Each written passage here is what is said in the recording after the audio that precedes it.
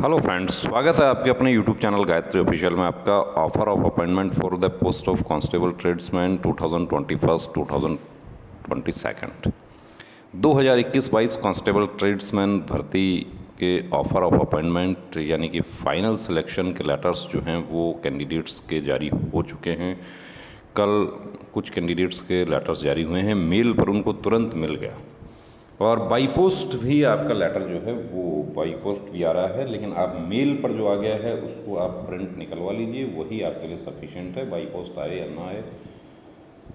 अब इसमें देखिए कहाँ का जो है ये थोड़ा ऊपर क्या है, कैंडिडेट का एड्रेस दिया हुआ है तो इसलिए उसको हाइड किया है हमने।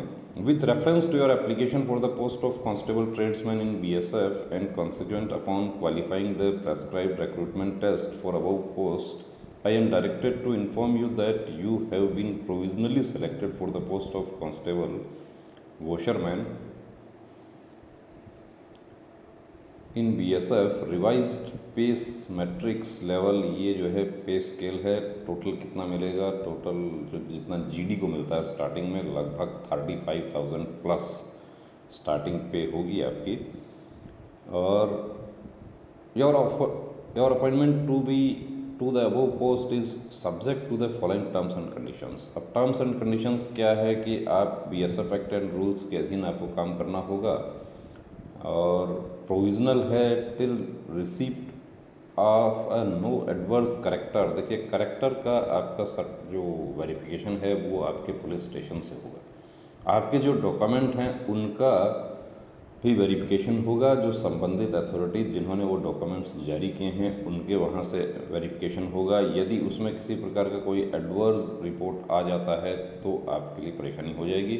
यहाँ पर साफ लिखा हुआ है कि एंटीसीडेंट्स अब यहाँ पर देखिए, in case your character and antecedent is found not verified और any false information given by you in your self declaration. Self declaration आपको एक फॉर्म मिलेगा, उसमें यदि आपके ऊपर कोई क्रिमिनल केस आपके ऊपर चल रहा है, आपके ऊपर कोई FIR दर्ज हुई है, उसके बाद आप कोर्ट से बाइज्जत बरी हो गए, जैसा भी केस का स्टेटस है वो आपको उसमें शो करना होगा। यदि आपने नहीं किया और पुलिस स्टेशन से जब वेरिफिकेशन आता है उस समय यदि वो सब डिटेल फोर्स के पास पहुंच जाती हैं तो वहाँ आपको बर्खास्त कर दिया जाएगा। BSF एक्ट एंड रूल्स में ये प्रोविज़न है कि डिक्लेरेशन फॉर्म में यदि आपने गलत जानकारी दी तो वो भी BSF एक्ट एंड रूल्स के तहत एक अपराध माना जाता है। The provisional appointment letter will be cancelled forthwith and other criminal legal action will also be taken as a consequence. तो इसका आप इस बात का विशेष ध्यान रखना है। Your appointment will be regularise immediately on receipt of verification of character antecedents and confirmation from the concern authority that no factual information has been suppressed which would be a disqualification and render you unfit for employment under the government। ये पूरा जो है आपको अच्छे से पढ़ लेना है। अब यहाँ पर एक बात ये है कि पोस्ट इज़ टेम्प्रेरी। कुछ कैंडिडेट्स ने कहा कि क्या ये टेम्प्रेरी है, तो मैं आपको बता दूँ कि SSC GD भी टेम्प्रेरी है, CPO सब इंस्पेक्टर भी टेम्प्रेरी है। 2 साल का जो प्रोबेशन पीरियड होता है उसमें सभी पोस्ट भारत सरकार की हों या राज्य सरकार की हों वो टेम्प्रेरी होती हैं। प्रोबेशन आप सक्सेसफुली पूरा कर लेते हैं तो आपका वो परमानेंट हो जाता है और वो जनरली हो जाता है, ऐसा किसी के साथ परेशानी नहीं आती है, रेयर केसेस में ऐसा हो सकता है। In addition to admissible pay and allowances you will be entitled to free government accommodation, HRA, ration money allowance etcetera as per admissibility from time to time, RMA, HRA, free government accommodation, ये सब आपको मिलेगा। दूसरा, कुछ हमारे साथियों ने जानना चाहा था कि रेजिग्नेशन के बारे में क्या लिखा है इसमें, कि मेरा कल को दिल्ली पुलिस में सिलेक्शन हो जाता है, मेरा CPO सब इंस्पेक्टर में हो जाता है, मेरा SSC GD में हो जाता है, तो उसके लिए देखिए आपको एक एप्लीकेशन आपको देना होगा। ये जब ज्वाइन करते हैं उस समय एक एप्लीकेशन आप दे देते हैं कि मैं अब तक ये एग्ज़ाम दे चुका हूँ और उनके एडमिट कार्ड आप साथ में अटैच कर देते हैं, फ़ोटो उसका ज़ेरॉक्स कॉपी, तो आपका पक्ष मजबूत हो जाता है। यानी कि वो सब देने से क्या है कि आपको टेक्निकली रेजिग्नेशन आपका एक्सेप्ट हो जाएगा। कुछ कैंडिडेट्स BSF में ही SSC GD के माध्यम से सेलेक्ट होंगे तो उनका सीनियरिटी जो है वो जिस दिन वो ट्रेड्समैन का ज्वाइन करेंगे तब तक उससे काउंट हो जाएगा।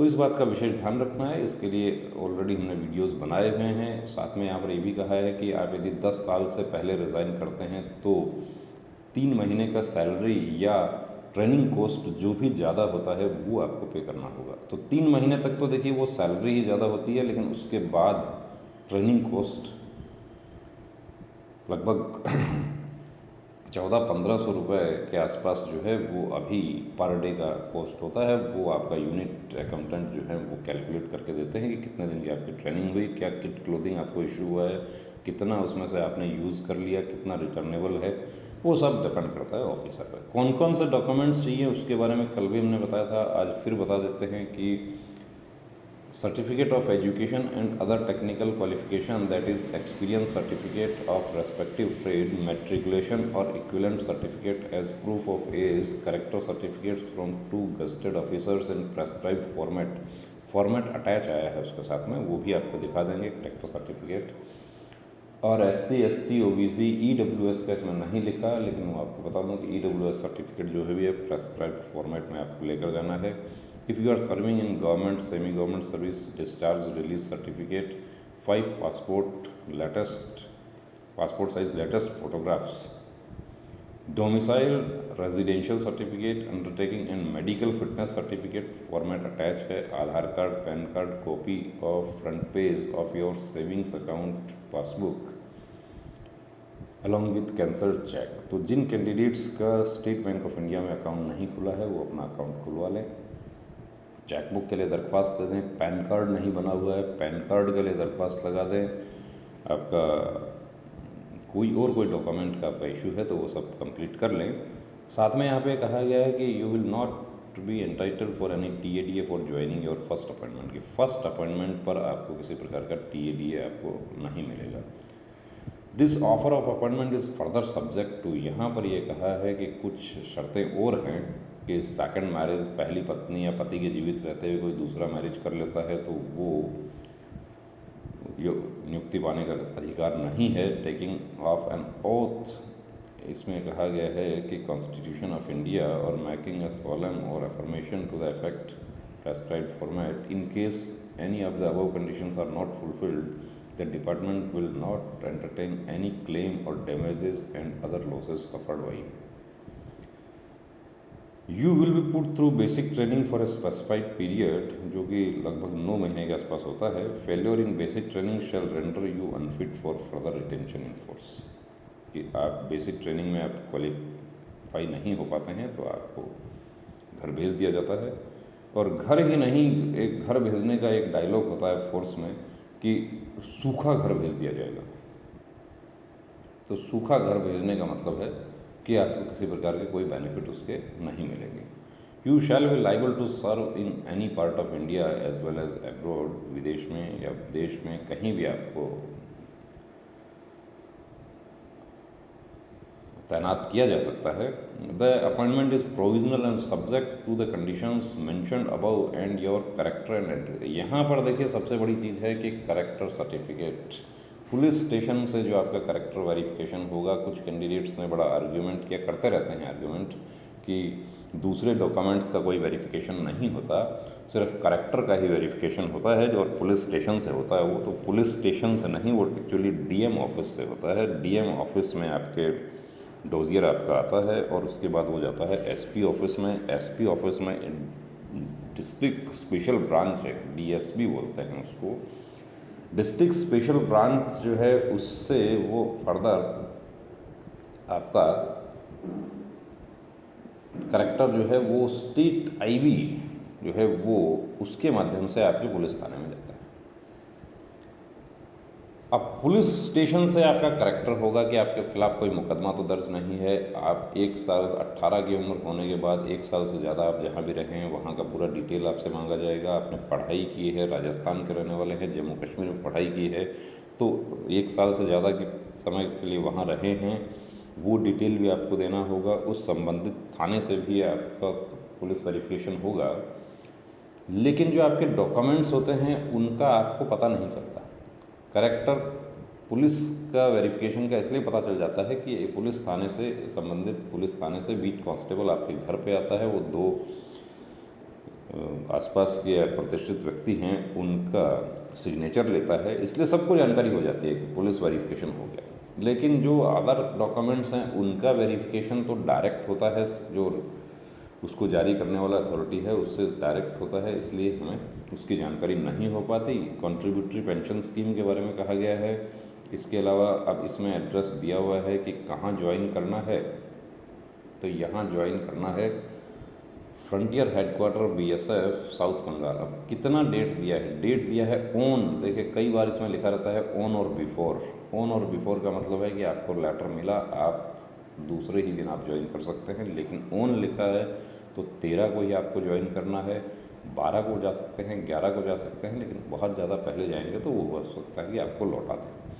If you accept this offer of appointment, you are directed to report at Frontier Headquarter BSF South Bengal, plot number, ये पूरा डिटेल दिया हुआ है, New Town Kolkata West Bengal on 13 जुलाई 2023, 13 जुलाई 2023 को ये।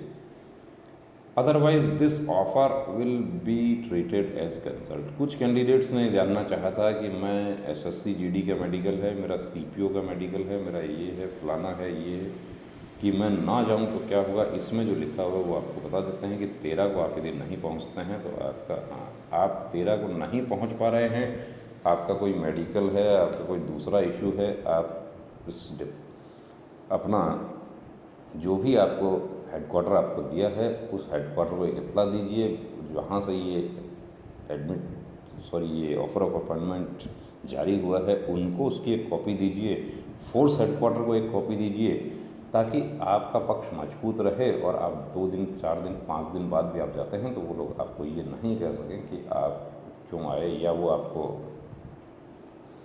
पहले से ही मैसेज कर देंगे कि नहीं आपको 13 को ही आना है, आप 13 को नहीं आते हैं तो आपको। लेकिन साफ यहाँ लिखा हुआ है, तो जो हमारे साथी पूछना चाह रहे थे कि मैं 13 को नहीं जाऊँगा तो क्या होगा, तो उनको हमने यही कहा था कि एडमिट कार्ड में लिखा है, क्या लिखा है, तो क्या लिखा है, लिखा है कि आप यदि 13 को नहीं आएंगे तो आपका ऑफ़र ऑफ अपॉइंटमेंट कैंसिल माना जाएगा। एक्सचेंज नंबर भी दिया है इसमें, नियरेस्ट रेलवे स्टेशन भी दिया है, तो जहाँ आपको पहुँचना है वो डिटेल आपको दिया है। कहाँ से जारी हुआ है, जारी हुआ है ये फ्रंटियर हेडक्वार्टर राजस्थान फ्रंटियर से। अब इसमें copy to dossier of individual, जो आपका डोजियर जो आपने फॉर्म फिल किया था वहीं से आप रिटायर होते हैं तब तक एक डोजियर बना रहता है, आपकी गुड एंट्री बैड एंट्री सब कुछ उसमें लगा रहता है। शादी होती है, मैरिज सर्टिफिकेट उसमें लगा, बच्चों की डिटेल सब कुछ उसमें रहता है।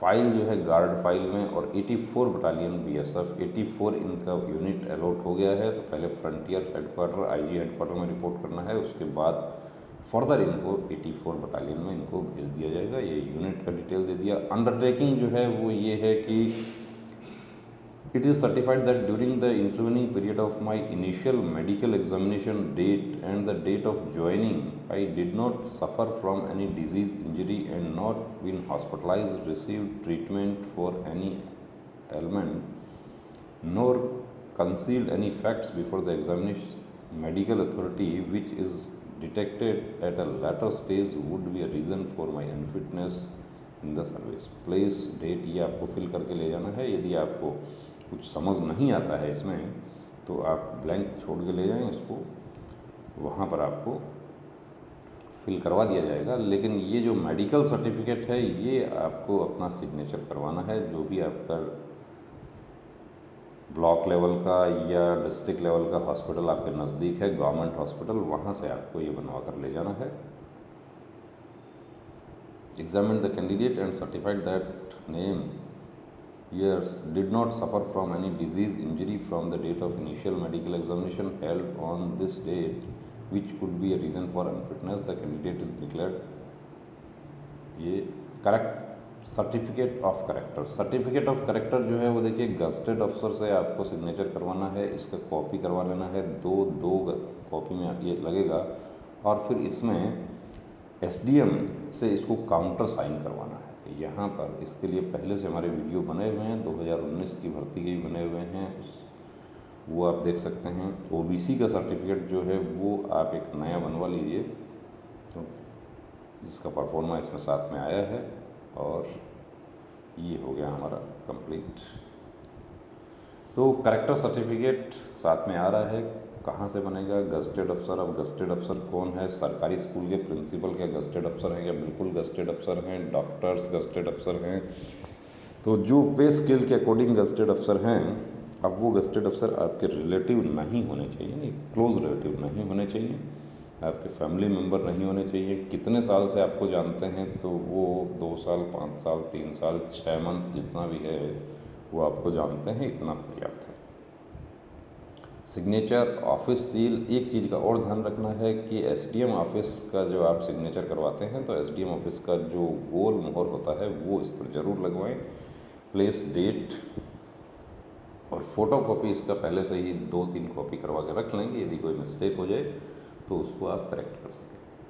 तो हमारे तमाम वो कैंडिडेट्स जो प्रहरी परिवार का सदस्य बन गए हैं, काफ़ी कैंडिडेट्स हमसे डायरेक्ट इनडायरेक्ट रूप से जुड़े, उनको भी, उनके परिजनों को और सबको देखिए, नियर डियर वंस, उनके गुरुजनों को, जहाँ वो पढ़ाई किए, जहाँ पे वो मकान लेके रहे अपनी पढ़ाई के दौरान, उनको सबको हम बधाई देते हैं, शुभकामनाएं देते हैं कि सबका कहीं ना कहीं रोल इस भर्ती में रहा, आपके फाइनल सिलेक्शन में। और जिनका भी रोल रहा है उसमें देखिए सबसे बड़ा रोल रहा है आपके माता पिता का, तो उनको कभी जीवन में नहीं भूलना है।